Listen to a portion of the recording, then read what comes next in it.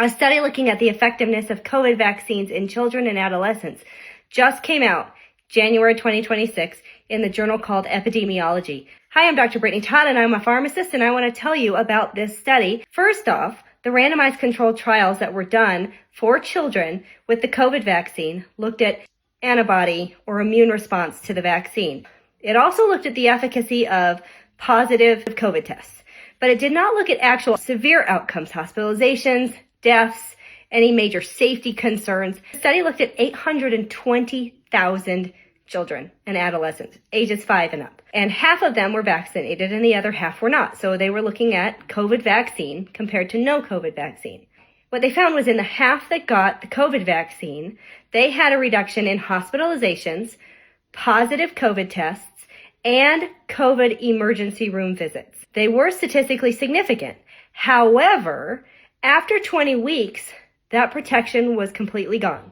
So if you were vaccinated or unvaccinated, it didn't matter. After 20 weeks, you essentially had the same risk again. They also looked at kids who got a second dose compared to those who got a first dose and did find, again, more protection in the ones who got the second dose compared to the first dose.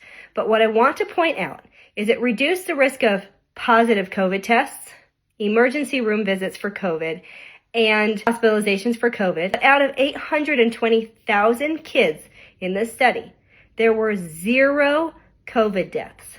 There were only 3 COVID-related ICU stays. They were in the unvaccinated group. There were 0 in the vaccinated group.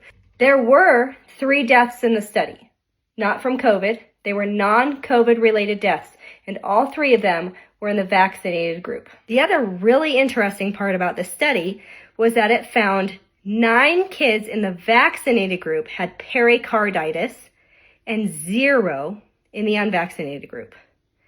3 kids in the vaccinated group had myocarditis and 0 in the unvaccinated group.